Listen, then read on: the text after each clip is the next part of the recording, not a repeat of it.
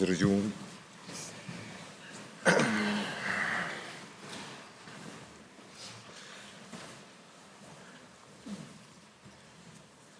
I now call upon the delegation of Brazil to address the court and invite Mrs. Maria Clara Paula de Tosco to take the floor. Mr. President, distinguished members of the court, it is an honor for me to speak on behalf of Brazil before the International Court of Justice, the main judicial organ of the United Nations. We are gathered here to fulfill another stage of a mandate conferred upon this court by the United Nations General Assembly on December 30, 2022, when Resolution 77/247, entitled Israeli Practices Affecting the Human Rights of the Palestinian People in the Occupied Palestinian Territory, including East Jerusalem, was adopted. Through that resolution, the General Assembly tasked this court with providing an advisory opinion in response to two main questions, which I quote. First, what are the legal consequences arising from the ongoing violation by Israel of the right of the Palestinian people to self-determination from its prolonged occupation, settlement, and annexation of the Palestinian territory occupied since 1967, including measures aimed at altering the demographic composition, character, and status of the Holy City of Jerusalem, and from its adoption of related discriminatory legislation and measures. And second, how do the policies and practices of Israel affect the legal status of the occupation, and what are the legal consequences that arise for all states and the United Nations from this status? Brazil's decision to participate in this proceeding, presenting our written statement, and now speaking at this public hearing, stems from the country's historical commitment to abide by international law, to foster multilateralism, and to promote the peaceful settlement of disputes. The Israeli-Palestinian question has been one of the most pressing unresolved conflicts on the international agenda for decades. Israel's occupation of Palestinian territories, persisting since 1967, in violation of international law and numerous resolutions by the UN General Assembly and the Security Council, cannot be accepted, let alone normalized by the international community. From Brazil's perspective, the current request for an advisory opinion addressed to the highest judicial body in the UN system could not be more timely.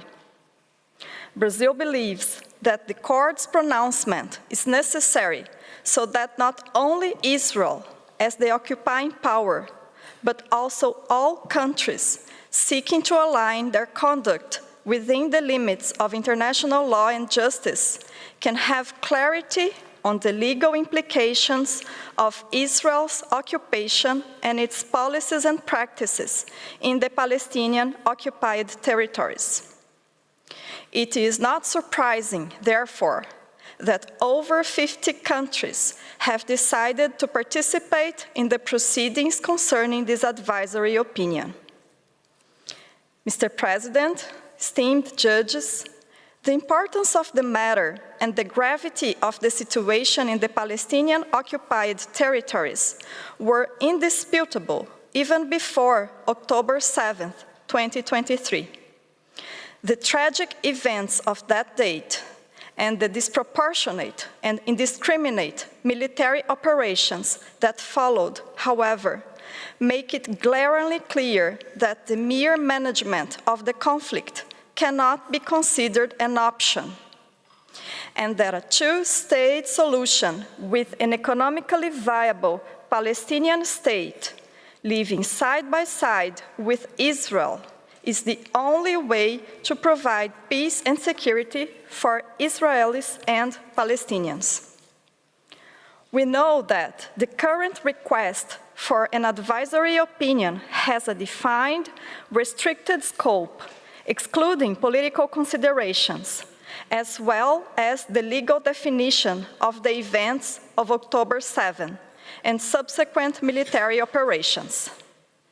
The consequences of these recent events, notwithstanding, intrinsically linked to the Israeli occupation of Palestine, compels Brazil to mention them at this public hearing. I do not intend today to delve into the legal considerations that Brazil presented in its written statement in July 2023, already well known to this court. At this stage, I would like to highlight only its main points. On the jurisdiction of the court, there seems to be no doubt, according to Article 65, paragraph 1 of the ICJ's statute, that this court is competent to issue the advisory opinion commissioned by the General Assembly, an equally competent body to request it. The subject of the consultation is intrinsically linked to relevant principles of international law, such as the right to self-determination and the prohibition of the annexation of territory by force, making the opinion of this judicial organ even more crucial for the entire international community. On the people's right to self-determination. The right of peoples to self-determination is enshrined in international law, including in the UN Charter, and widely recognized by the United Nations General Assembly. This court and the General Assembly have expressly recognized that the existence of the Palestinian people, as much as their right to self-determination, is indisputable. Brazil would appreciate that the court, within the scope of the present advisory opinion, could highlight the principled position that the Israeli occupation of Palestinian territories violates the right of the Palestinian people to self-determination. On occupation, settlements, and annexation. In 1967, Security Council Resolution 242 emphasized the inadmissibility of acquiring territory by force and directed Israel to withdraw its troops from the then recently occupied Palestinian territory. However, the occupation persists to this day and has been aggravated by the construction of the separation wall in Palestinian territory, the building of illegal settlements in the West Bank, and the annexation of East Jerusalem. As recognized by the court in the Wall Advisory Opinion, Israel has continued to have the status of occupying power. The prolonged occupation, settlement, and annexation of Palestinian territories, including measures aimed at altering the demographic composition, character, and status of these territories, including Jerusalem, violate relevant rules of international law. On the prohibition of discrimination. The Universal Declaration of Human Rights and the International Covenant on Civil and Political Rights, foundational instruments of the international human rights protection system, guarantee the right of all individuals to be treated equally without discrimination based on race, color, gender, or religion. By extending its jurisdiction over the occupied Palestinian territories and establishing two distinct legal systems, one applied to Israeli settlers and another imposed under military rule to Palestinians, Israel is practicing discrimination against the Palestinian population, while impairing the recognition, enjoyment, or exercise on an equal footing of their human rights and fundamental freedoms. This differential treatment is evident and well documented and should also be addressed by the court. On the legal status of the occupation, Brazil expects that the court reaffirms that the Israeli occupation of Palestinian territories is illegal and violates international obligations through a series of actions and omissions by Israel. The confiscation of Palestinian lands, the destruction of Palestinian properties, the construction of Israeli settlements and of the wall, and the adoption of measures aimed at changing the demographic composition of areas within Palestinian territories must all be taken into account by the court. Those persistent practices are tantamount to annexation. On the legal consequences, the practices described above, which have persisted for decades, result in obligations for Israel, the occupying power, and for all other states seeking to conduct themselves in accordance with international law, as follows. For Israel, cessation and non-repetition. First of all, Israel must put an end to the occupation of Palestine.